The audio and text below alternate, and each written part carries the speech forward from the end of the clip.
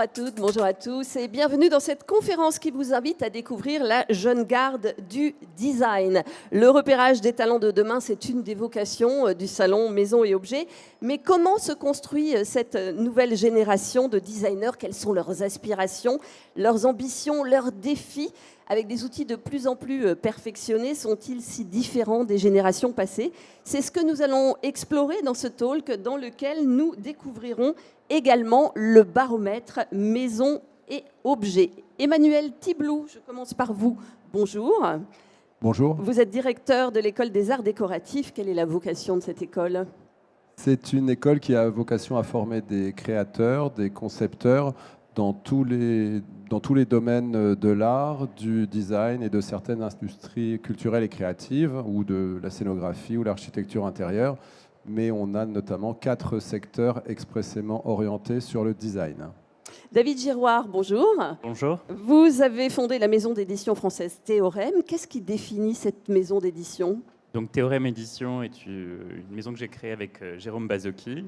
On invite la nouvelle garde du design français à développer des objets, des pièces de mobilier en exploitant des savoir-faire ou des matérialités inédites. Marlène Huissou, bonjour. Bonjour. Alors, vous dites que vous êtes une designer expérimentale. Votre travail est axé sur les insectes, je crois. Oui, je pense, un mix entre une artiste et une designer. Donc, il y a de la fonction, mais pas trop non plus. Et tout mon travail cherche à créer un dialogue entre les êtres humains et le vivant, et les autres espèces d'insectes en particulier. Et Théophile de Bachère. Bonjour Théophile. Bonjour. Théophile, vous êtes designer sculpteur, fraîchement diplômé de l'ANSAT, c'est ça? Oui, tout à fait, en 2023. Oui, tout à fait. Vous avez une prédilection pour le travail de la pierre. Oui, ça fait maintenant 5 ans que je travaille la pierre. Donc, c'est une approche assez sculpturale de l'objet. Donc, j'aime bien cette zone grise entre la forme et la fonction. Très bien. Je suis Laetitia Nallet, journaliste, très heureuse de vous accompagner pendant cette conférence.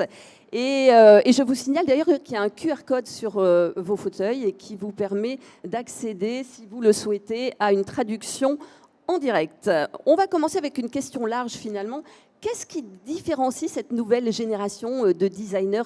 Qu'est-ce qui les caractérise? Qui veut répondre? Emmanuel? Vous en voyez tout le temps, vous les formez. Oui, j'en vois de nombreux. Et puis depuis une vingtaine d'années, puisque ça fait une vingtaine d'années que je dirige des écoles d'art et design, je dirais que ce qui les caractérise, c'est peut-être le sens ou la conscience du déjà là, qu'il y a déjà beaucoup d'objets, qu'il y a beaucoup de matériaux, qu'il y a eu toute une histoire de la création. Et ce qu'on voit ici, donc c'est une esquisse de matériothèque dans une des antennes de l'école des arts décoratifs que nous avons créée à travers un programme qui s'appelle Design des territoires. Et nous réunissons là, chaque année, pendant une année complète, 6 à 7 jeunes designers, architectes, paysagistes qui travaillent sur des questions, sur des problèmes qui sont co-construits avec les acteurs politiques, les acteurs économiques, les citoyens. Et cette image est très représentative de ce souci du déjà là qui me semble animer les jeunes générations de designers. Une matériothèque, c'est comme une bibliothèque de matériaux avec un certain nombre d'échantillons.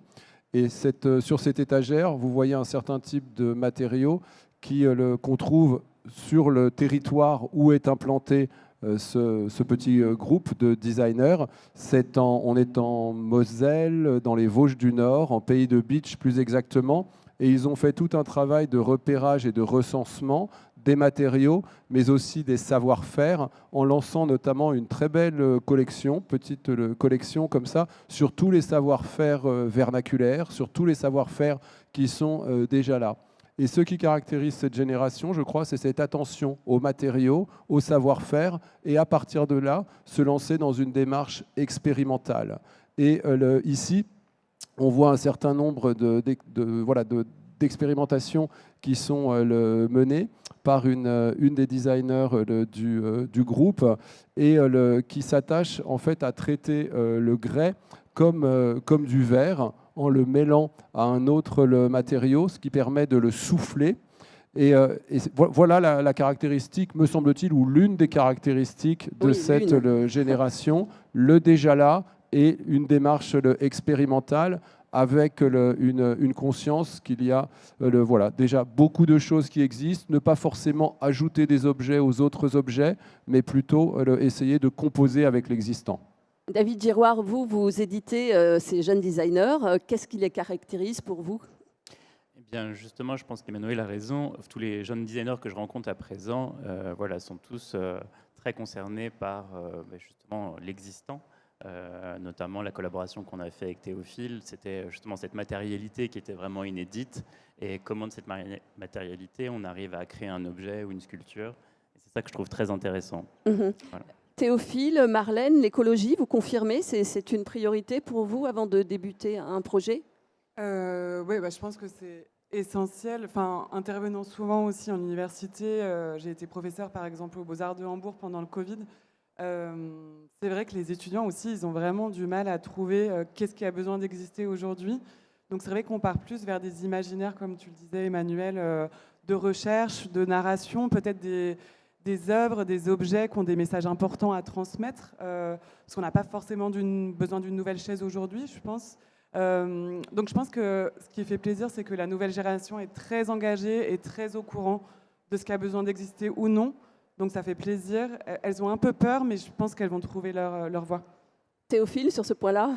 Non, je suis tout à fait d'accord. Enfin, c'est quelque chose qui est maintenant intégré, je pense, dans pas mal de mentalités avant d'aborder un projet. On a forcément conscience des matériaux qu'on utilise et de pourquoi et de leur impact qu'elles vont potentiellement avoir sur notre environnement. Et forcément des échelles de production aussi que ça convoque. Donc, pour ma part, l'artisanat, ça a été un point d'entrée que je trouvais vraiment intéressant, ne serait-ce que par l'expression de certaines formes, de tout cet univers que ça convoque. Et donc, à travers la sculpture et des matériaux glanés ou des choses comme ça, on peut vraiment exprimer une forme de poésie, je trouve. Des matériaux déjà là. Ouais. Exactement. Merci Théophile. On va évidemment découvrir vos univers à tous les deux. Allez, on commence avec vous, Marlène. Hop, pardon, je suis allée trop vite. Je reviens en arrière, voilà. Marlène, alors vous, votre passion, c'est les abeilles ? Un petit peu, ouais. Ça fait environ 12 ans que je travaille avec les insectes en général, surtout les pollinisateurs. J'ai eu la chance de grandir dans les Alpes, depuis toute petite avec des parents apiculteurs, donc ça aide un petit peu. Et j'ai développé tout un corpus de travail qui se définit en 2 sections. Une qui est plutôt donc, de la recherche de matériaux. Cette série de vases qu'on voit là, que j'appelle plutôt des artefacts, des œuvres à message, elles sont réalisées en résine d'abeille naturelle. Les propriétés de ce matériau-là sont très très proches du verre, donc je les ai retravaillées avec des techniques de soufflage, de gravure. J'en produis très très peu, on parle de l'échelle de production, là je fais peut-être 3-4 œuvres par an au maximum, parce que pour moi c'est vraiment plutôt des œuvres pédagogiques qui se retrouvent dans des musées, des institutions, ou qui me permettent de déclencher des ateliers, des workshops, ce genre de choses. Donc c'est vraiment un travail qui est là pour sensibiliser les publics à la présence des insectes et d'agrandir l'échelle de ces petites ressources, de ces petits insectes dans le monde des humains, pour qu'on puisse un peu dialoguer avec ces petites espèces qu'on ne voit pas beaucoup autour de nous. L'exercice de la chaise, on en parlait, c'est l'exercice de chaque designer. Vous l'avez fait ? Oui, exactement. Il y a beaucoup de personnes qui me demandaient de faire une chaise, parce qu'apparemment c'est important dans une carrière de designer. Et du coup, ma réponse à ça, c'était de faire une chaise non pas pour les humains, mais pour les insectes. Donc cette chaise a par contre une échelle à taille humaine, mais elle est perforée de petits trous pour que les insectes puissent se réfugier à l'intérieur. Et ce qui est important de dire, c'est que tout mon travail se fait énormément en collaboration, bien sûr, avec l'insecte, mais aussi des scientifiques. Là, on a collaboré avec des scientifiques du King's College, des fermiers, des apiculteurs, voilà. Donc pour moi, la fonction de l'objet est assez intéressante dans le côté plutôt de la provocation du message à donner aux humains. Oui, et évidemment, donc un travail de recherche, parce qu'on imagine que ça, il faut s'intéresser aux matériaux et le trouver, etc. Qu'est-ce que vous pensez de tous ces projets, David ? Moi, je trouve ça super intéressant.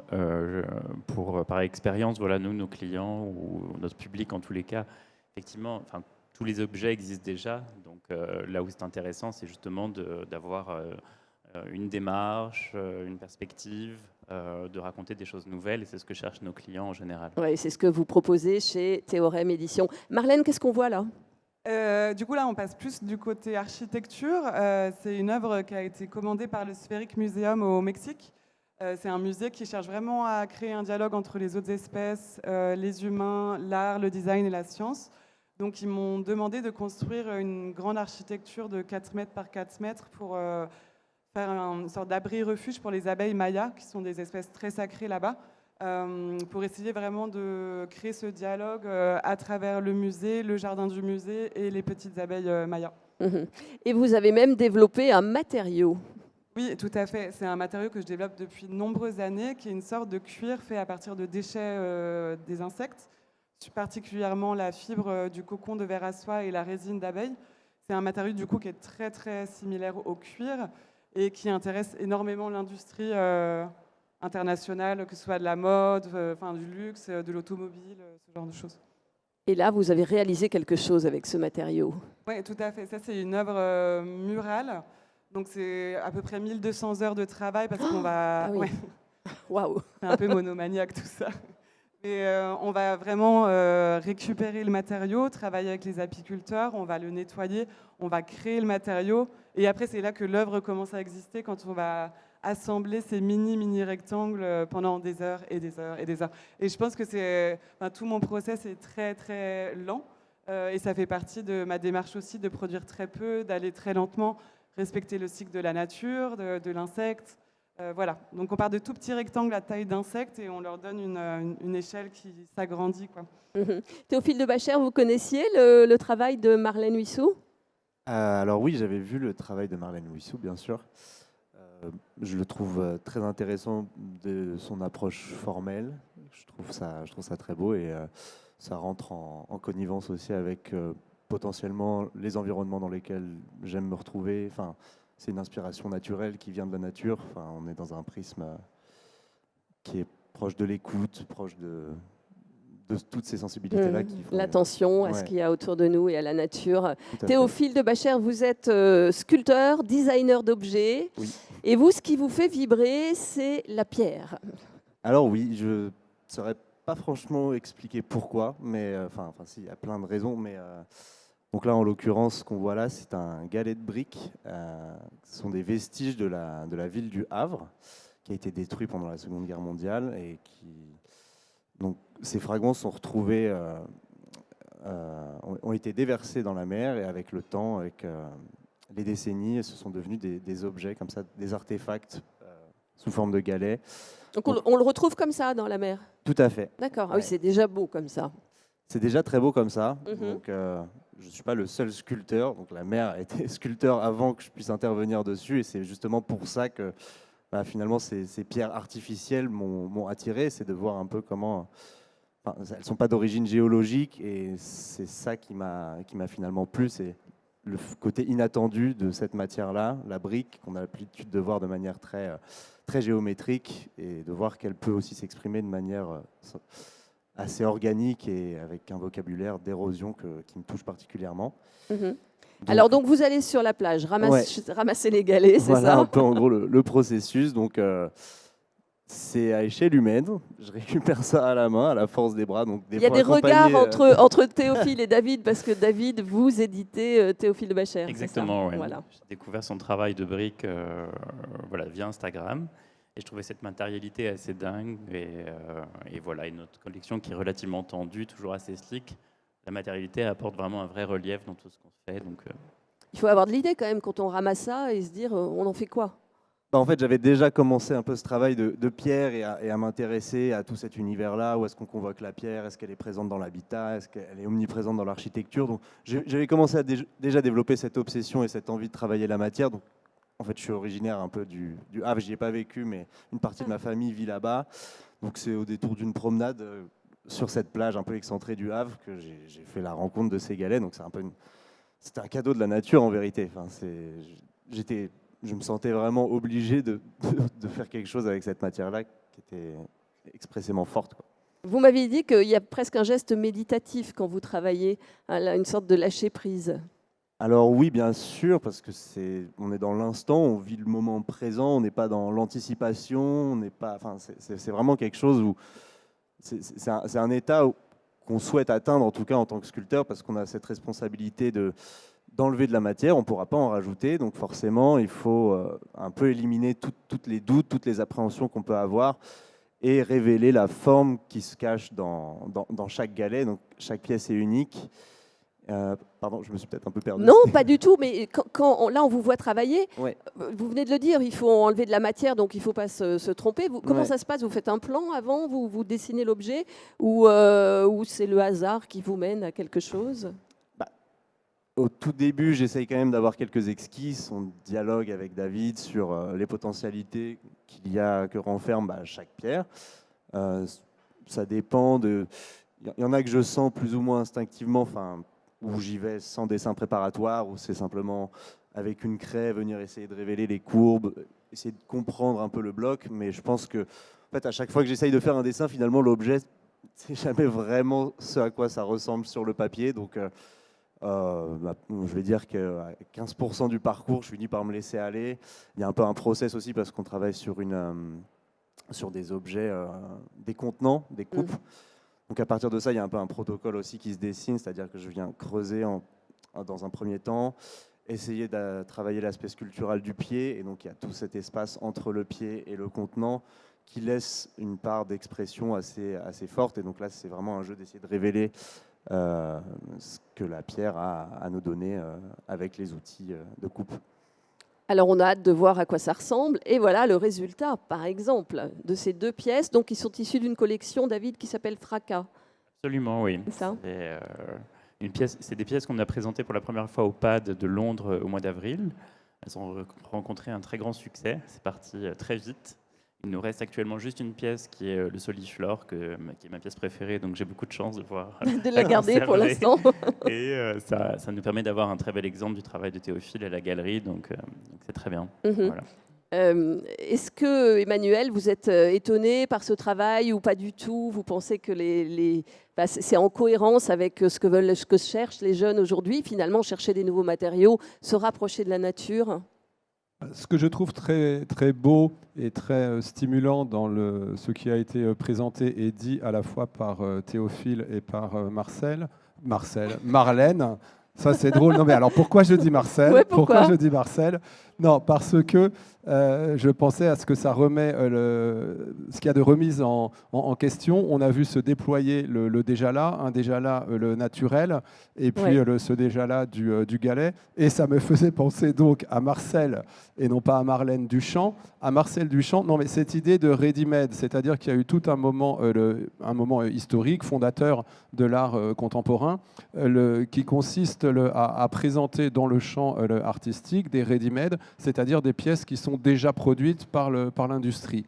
Et là, c'est à ça que j'étais en train de rêver plus que de réfléchir, c'était cette idée qu'il y aurait une espèce de ready-made naturel, c'est-à-dire un déjà là qui est produit par la nature, qui est à la fois des objets, mais qui est aussi des modes de production. C'est ce à quoi s'intéresse Marlène avec les abeilles. Et ce que je trouvais aussi extrêmement intéressant, c'est là où on a tendance à considérer qu'il revient aux designers et aux créateurs contemporains de travailler ou de se charger de ce qui reste de l'industrie, notamment des rebuts, des déchets, du recyclage, du réemploi, etc.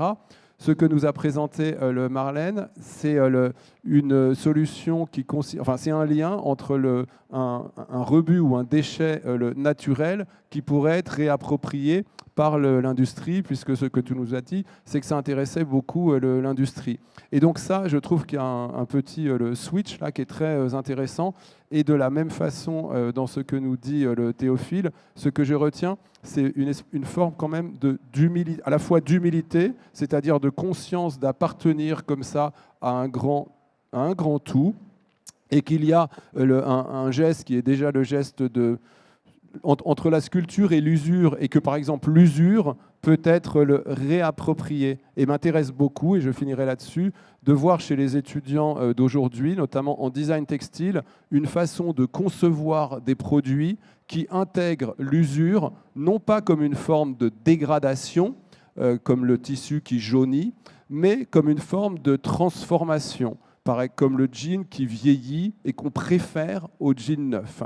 Et cette façon, si vous voulez, de penser la transformation, de penser l'altération, non pas comme une dégradation, mais comme une transformation, voilà, je trouve ça extrêmement beau, extrêmement intéressant.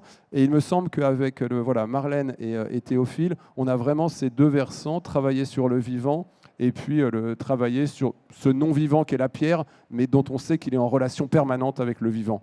David Giroir, présentez-nous Théorème Édition, puisque vous essayez de, enfin vous mettez en avant les jeunes designers, c'est ça? Oui, exactement. Donc l'idée, c'est qu'avec Théorème, on essaie de proposer des objets contemporains, évidemment. L'idée, c'est que jusqu'à présent, jusqu'à assez récemment, on faisait toujours appel à des designers auxquels on donnait carte blanche pour qu'ils nous dessinaient ce qu'ils souhaitent. On leur disait juste comme information qu'on voulait des choses plutôt monolithiques, sculpturales ou minimalistes. Les designers revenaient vers nous avec plein de propositions de dessin. Et ensuite, on faisait un tour d'Europe pour trouver les meilleurs artisans pour les produire. Donc, on a exploré plein de matériaux. Avant ça, d'ailleurs, Jérôme et moi challengeons souvent les designers sur la matérialité. On les emmène souvent à travailler des matériaux qu'ils n'ont jamais travaillé. Et plus récemment, on se met à travailler avec des designers qui autoproduisent leurs pièces. Ça, c'est assez nouveau pour Théorème, notamment avec la rencontre de Théophile. Oui, Théophile, c'est ça, vous autoproduisez vos pièces. Alors oui, j'essaye au maximum d'autoproduire mes pièces dans cette relation-là avec ce matériau-là. En l'occurrence, je peux être le seul à intervenir là-dessus. C'est vraiment une relation de la main à la matière, difficilement anticipable par des outils 3D, de conception, des choses comme ça. Donc, Et Marlène aussi, finalement, quand vous parlez de 1200 heures de travail, vous fabriquez aussi? Oui, pareillement. Ouais, il y a très très peu d'interventions humaines autres que moi ou mes assistants au sein de l'atelier. C'est très important pour moi je dessine jamais les œuvres presque. Moi, c'est vraiment la matière qui va guider la pratique. Donc on y va, on se lance dans la matière et on est parti pour beaucoup d'heures de travail. Et finalement, David Giroir, vous suivez un peu cette tendance de cette nouvelle garde de designers qui veut produire, puisque vous les accompagnez dans cette production. Oui, j'essaye de faire tant que se peut. Je vais sur les plages pour chercher les galets avec Théophile. Je peux aussi faire chauffeur parfois. Mais oui, non. Oui, mais quand vous dites que vous faites un tour de France pour trouver les meilleurs artisans, voilà, peut-être pas dans le cas de Théophile, mais en tout cas, ça vous arrive. C'est même le but de Théorème Édition, voilà, de trouver le meilleur savoir-faire pour réaliser la pièce du designer. Qu'est-ce qu'on voit sur cette photo? Donc là, on voit un miroir sur le mur qui est un bol de plâtre chamoté avec un disque de miroir qui est rétroéclairé. On voit une paire de fauteuils Achille dessinés par le studio Pool. Donc là, c'est tout un travail de savoir-faire au niveau de la tapisserie. Les cubes en métal sont faits par l'atelier de François Pouénin en Bourgogne. Et ensuite, on travaille avec un artisan en siège qui est, lui, basé en banlieue parisienne. Alors, juste derrière, on voit l'amorce d'un banc en résine et un vase imprimé en 3D. Ensuite, sur la chaise, c'est un des derniers objets que nous avons présenté cet été et que nous présentons actuellement pendant Paris Design Week. C'est une chaise dessinée par le studio Brichet-Ziegler, voilà, qui est tout un travail de recherche autour de la structure de la chaise elle-même. Donc on a travaillé avec un artisan ébéniste basé à Pantin. Tout le travail était de rechercher justement comment structurellement elle pouvait fonctionner, étant donné que toutes les chaises ont déjà été dessinées, tout le challenge était de... C'est vrai que sur la chaise, il y a beaucoup de choses qui ont été faites. Alors, voilà. et à côté, et à droite, nous avons des coupes en cristal de Garnier et Linker qui sont réalisées par un des derniers artisans en France qui travaille le cristal à la cire perdue. Donc là, il y a tout un travail de reflets, de lumière qui joue avec la matière qui nous intéresse beaucoup. Alors, on a peut-être dans le public des jeunes designers là, qui se disent « Mais comment séduire David Giroir? Comment l'alpaguer voilà, pour proposer des choses ?» Déjà, je pense que il faut se rencontrer. Ça part souvent d'un échange. Je pense qu'il y a un truc de sincérité qui doit être très fort.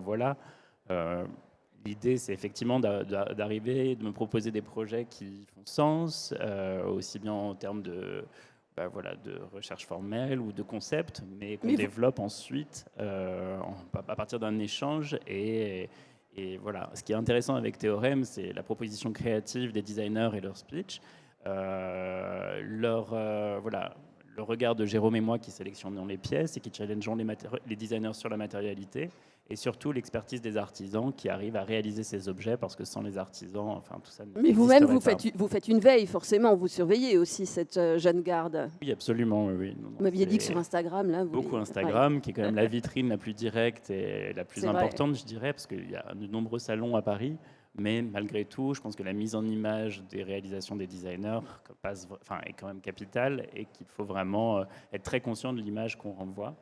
Emmanuel, sur le sujet. Oui, ce que je trouve très intéressant aussi, c'est que vous avez dit avoir découvert le travail de Théophile sur Instagram en repérant le travail qu'il menait sur la matière. Et là, ça touche et ça déplace un point de vue que j'avais, qui consiste à considérer que le design en France est enseigné dans les écoles d'art, c'est-à-dire au prisme des cultures visuelles, et qu'il y a ce qui produit ce design, le français, qui est un design de la forme, un design de l'aspect, un design très élégant, mais que le risque est celui d'une espèce d'oubli de la question de la matière. Et à l'école des arts décoratifs, on est très attentif à ces questions-là, à travers justement une matériothèque, et il est nécessaire aujourd'hui de rappeler l'importance des questions matérielles. Et moi, j'avais le sentiment que le Instagram nous faisait finalement courir une espèce de risque qui était de faire passer la question de la matière sous la question de l'image. Mais en fait, pas du tout, parce que par Instagram, vous pouvez repérer aussi des formes de travail, des formes d'engagement sur la matière. Ouais. Ça, c'est assez passionnant. C'est finalement un outil fabuleux, comme on dit, une vitrine, sans avoir un lieu physique. Voilà, une vitrine qui peut rayonner très rapidement dans le monde même. Alors, Emmanuel, qu'est-ce qui peut permettre à un jeune designer de sortir du lot, finalement ? Eh bien, de se lever de sa chaise.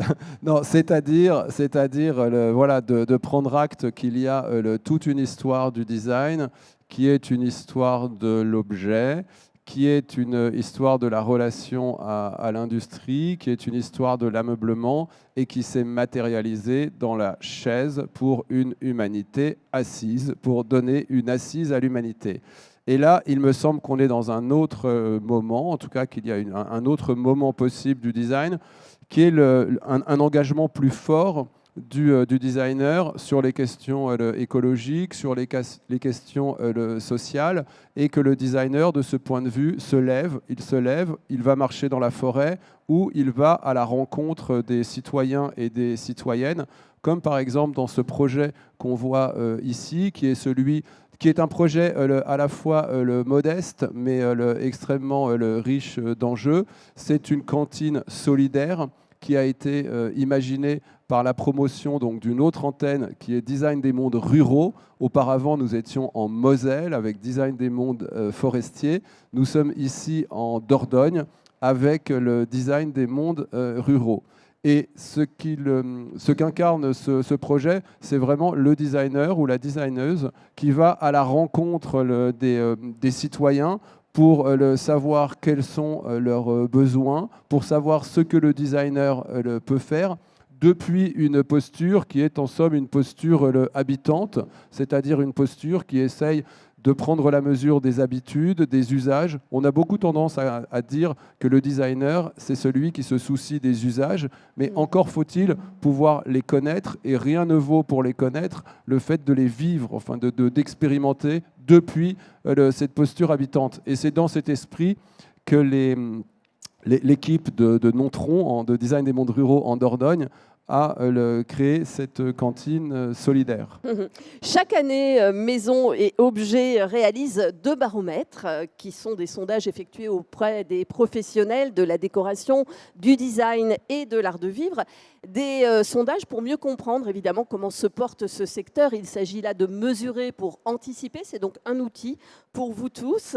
Et d'ailleurs, vous avez un QR code qui s'affiche, que vous pouvez scanner pour retrouver ce sondage que vous retrouverez également sur le site de Maisons et Objets, bien entendu. On va donc découvrir ce bulletin de santé. On va commencer par un focus sur la création de demain. Selon vous, qu'est-ce qui définira la créativité, le design, les tendances ou les nouvelles catégories de produits de demain ? Eh bien, c'est la durabilité qui arrive en premier, l'originalité, le côté unique ensuite, et puis la technologie et l'intelligence artificielle qui n'arrivent qu'en troisième position. Est-ce que ces réponses vous étonnent, vous rassurent ? Quelle est votre réaction en voyant ces réponses ? Je pense que la durabilité, c'est bon signe et c'est une évidence. On est content sur la réponse. Après, il faut voir la pratique. Enfin, derrière, comment ces réponses-là, elles suivent et comment elles sont mises en place dans le plus gros schéma, quoi. Oui, évidemment, parce qu'on n'est pas tous réglo là-dessus. Il faut faire attention, oui, ça fait plaisir. L'originalité, le côté unique, ça vous parle aussi, Théophile, Marlène, puisque c'est ce que vous faites ? Oui, tout à fait. On cherche des choses originales, mais en même temps, des fois, on les rencontre aussi. Enfin, il ne faut pas forcément forcer, surjouer la forme. Il faut essayer aussi de réviser ses classiques, et de temps en temps, ça sort naturellement. Enfin, je ne sais pas, il y a peut-être un moment où particulièrement les planètes s'alignent et il se passe quelque chose, mais sinon c'est un long chemin, je pense aussi. Est-ce que la technologie, tous les deux, vous l'utilisez beaucoup ou pas, finalement ? Là, on voit que ça arrive en troisième position. Forcément, des outils 3D de conception qui sont quand même vachement pratiques. Et puis, moi, j'utilise aussi des machines électriques, de l'électroportatif pour travailler. Je ne suis pas non plus que au maillet et au burin. Et donc oui, forcément, la technologie, ça reste un apport, mais j'ai rien contre l'usage des technologies, parce que c'est sûr que dans un quotidien d'artisan, ça soulage énormément aussi d'avoir ces assistances numériques. Ça permet de faire beaucoup plus de choses, Non, c'est complémentaire. Vous aussi, Marlène ? Moi, j'ai une pratique assez lente, donc jusqu'à maintenant, je refusais un petit peu ça. Et depuis qu'on part plutôt sur des architectures, là, pour la sécurité de tout le monde, on est obligé de commencer à faire de la 3D, mais c'est pas moi qui l'a fait parce que c'est pas mon truc. Chacun son truc. Alors, on a demandé aux marques aussi quels étaient les critères éco-responsables importants à prendre en compte dans la conception des produits. Donc, des produits fabriqués localement, des produits durables ou réparables et des produits fabriqués à partir de matières et de matériaux naturels. Est-ce que ça ne vous étonne pas ? Parce que fabriquer localement, moi je pense par exemple au bio, on a vanté le bio, c'était super à la mode, et puis aujourd'hui on voit que les agriculteurs qui se sont lancés dans le bio ont de la peine parce que c'est trop cher, les gens ne veulent pas l'acheter. Alors là, est-ce qu'on ne va pas se heurter à ce problème-là ? Moi, je veux bien répondre répondre à cette question, mais en revenant à la slide précédente, parce que il ne s'agit pas tant d'apporter une note de pessimisme que de souligner un point de vigilance. C'est que m'étonne le fait que la question du contexte économique et géopolitique arrive en dernier, parce que qu'est-ce que ça veut dire ? Ça veut dire qu'il y a quand même un risque qui est de produire, de former des designers hors sol. Il y a toujours un risque qui est celui de s'imaginer comme ça, dans un geste de conception qui ne tiendrait pas compte de conditions de production et de conditions de vie données. Et nous ne pouvons que convenir qu'il y a là un certain paradoxe dans le fait que nous sommes ici à Maisons et Objets, c'est-à-dire dans le temple de la production de nouveaux objets, en soutenant tout un discours sur le déjà là et le fait qu'il y a déjà assez d'objets qu'il est inutile d'en produire de nouveaux, ou du moins qu'on doit s'interroger sur la façon dont les objets doivent arriver à l'existence, comme le disait très bien Marlène. Alors ce paradoxe, ou cette contradiction, il faut l'affronter. Enfin, être humain, c'est affronter les contradictions. Mais il me semble que l'un des enjeux aussi contemporains, en tout cas des établissements de formation, il est de reconnecter toute cette génération pleine de talent, de créativité, qui nous dit son souhait de s'engager à la fois au plan écologique, au plan social, à un contexte économique, à un contexte géopolitique. Et les modalités de connexion ne vont pas de soi. Et il faut vraiment réfléchir. Mais je pense que c'est l'un des enjeux majeurs, en tout cas, de la formation des designers de demain. Eh ben, je crois que Emmanuel Thiblou a à squeezer notre dernière slide, puisque l'idée, c'était de voir les problématiques des marques en miroir avec les attentes des acheteurs. Et effectivement, quand on dit quels doivent être les principaux critères de ces produits, donc bonne nouvelle pour les créateurs, en premier, c'est toujours l'originalité, unique ensuite, et puis le prix, il faut que ce ne soit pas trop cher. Et c'est là où le bas blesse et où il y a une petite incohérence. On veut de l'originalité, on veut un produit unique. Si Marlène a passé 1200 heures, on imagine que ça ne va pas coûter 3 francs 6 sous, on est bien d'accord. Peut-être 8 sous, mon nom c'est 8 sous. 8 sous, ah, pas mal, très bien. Non mais on peut aussi consommer moins, enfin on peut en acheter moins des choses. Oui, oui, mais alors, il y a quand même une vraie question qui se pose sur cette nouvelle garde de designers. Vous les représentez ici, tous les deux, avec effectivement cette envie de faire quelque chose d'original, en lien avec la nature, d'aller doucement. Vous autoproduisez, ou en tout cas, vous fabriquez un seul produit, etc. Enfin, produit, presque œuvre d'ailleurs, c'est à la limite entre l'objet et l'art, ce que vous faites. Et comment ça se passe? Comment vous allez gagner votre vie? Parce que si vous ne passez pas par le mode industriel, à un moment donné, ça va être compliqué, non? Bah, je pense qu'on est très polyvalent.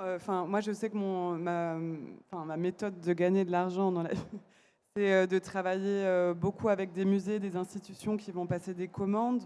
Et ce que j'aime bien, c'est qu'ensuite, ces commandes, elles sont visibles un grand nombre. Enfin, j'aime bien que mon travail soit vu par un enfant. J'aime bien que ce soit très, très accessible à tout le monde, en fait, que ce soit pas très élitiste.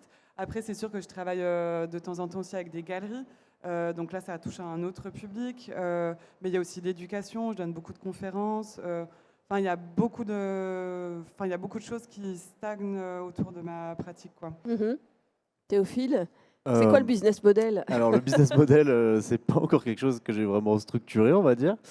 C'est vrai que en sculptant, c'est une économie plus lente. Enfin, on n'est pas forcément, on n'a pas un salaire récurrent. Enfin, c'est à la vente. Enfin, ça dépend des modèles qu'on a avec les galeries, mais avec David, c'est comme ça qu'on fonctionne.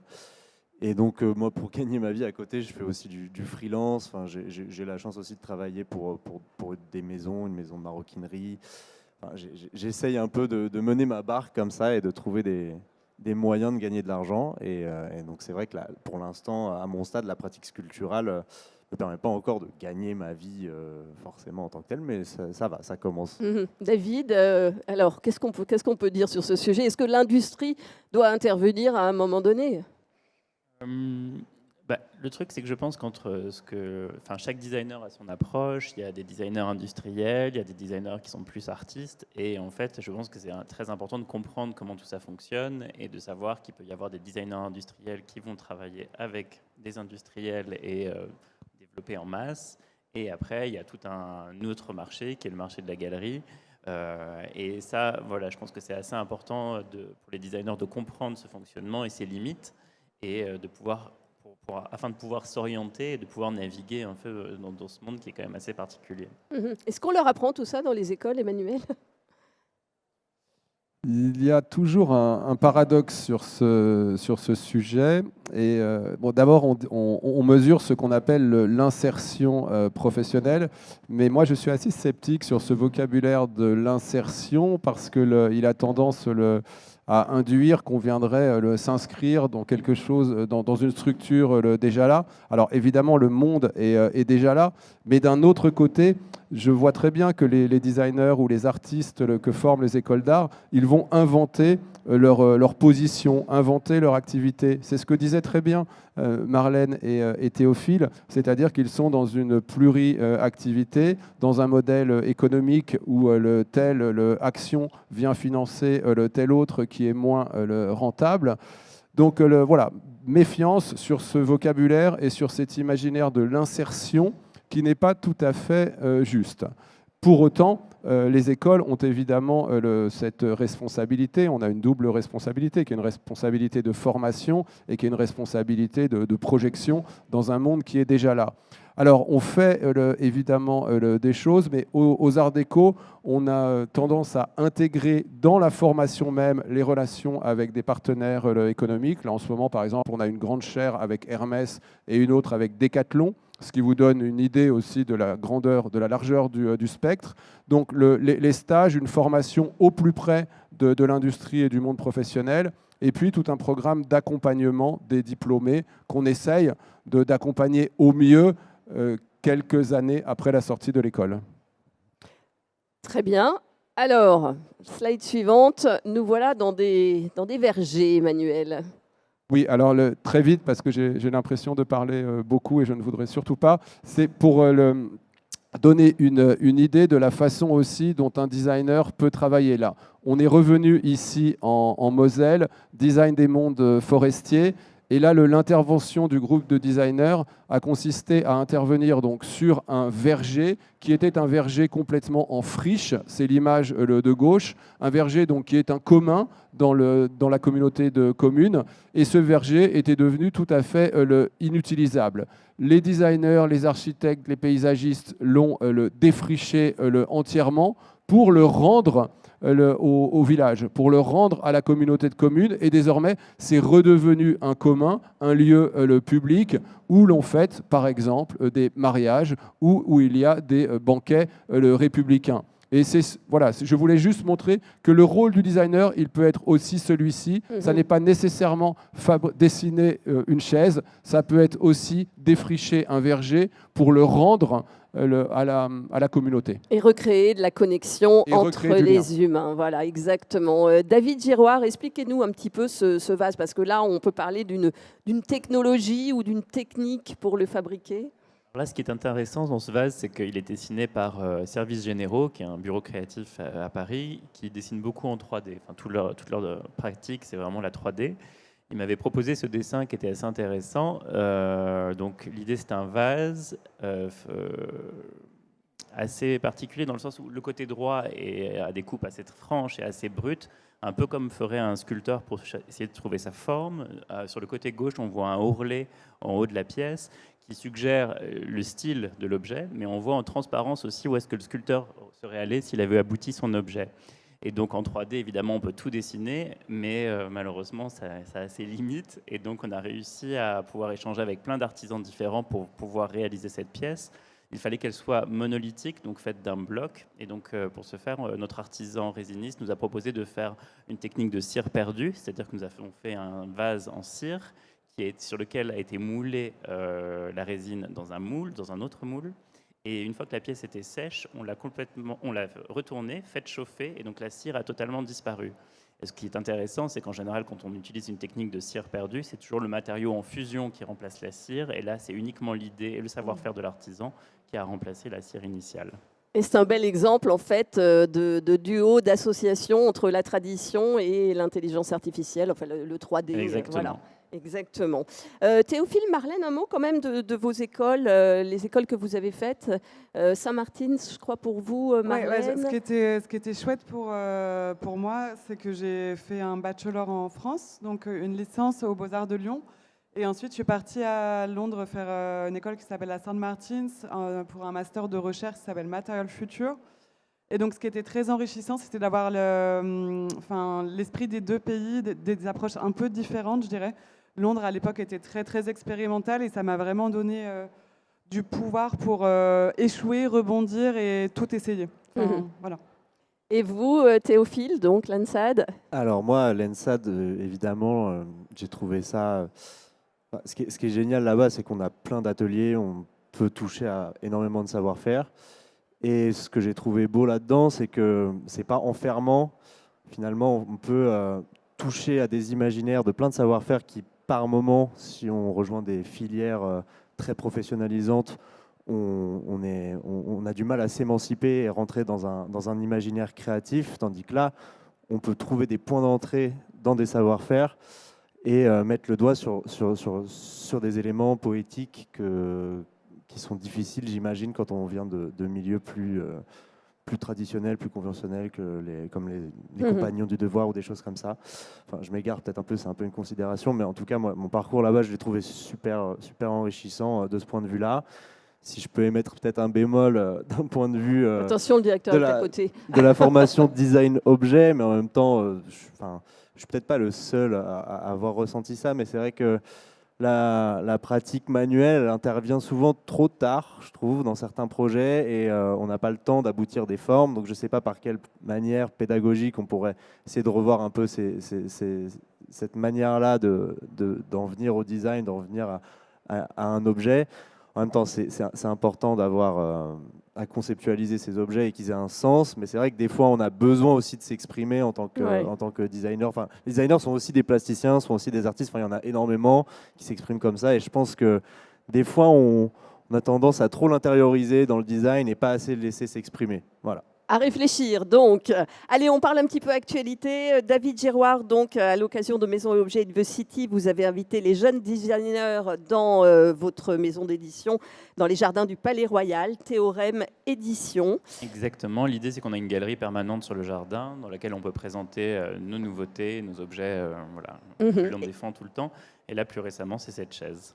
Exactement. Mais par Bruce chez Ziegler. Et Marlène, vous vous exposez dans le cadre de la Paris Design Week aux Galeries Lafayette Des Champs-Élysées. des Champs-Élysées, c'est Ouais. ça. Voilà, exactement. Et on a décidé de casser un peu l'idée du showroom ou de l'exposition mur blanc et de reproduire notre atelier de travail.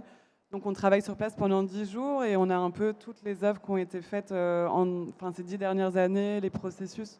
Et c'est hyper intéressant parce que le public est très très large, très international. Donc on a eu des belles conversations. Merci beaucoup à tous les quatre d'avoir participé à cette conférence fort intéressante. N'oubliez pas que, évidemment, la jeune garde, la création de demain est présente sur Maison et Objets. Si vous avez l'occasion, allez arpenter le salon pour les découvrir. Merci à tous d'avoir assisté à cette conférence. Au revoir. Merci. Merci. Merci.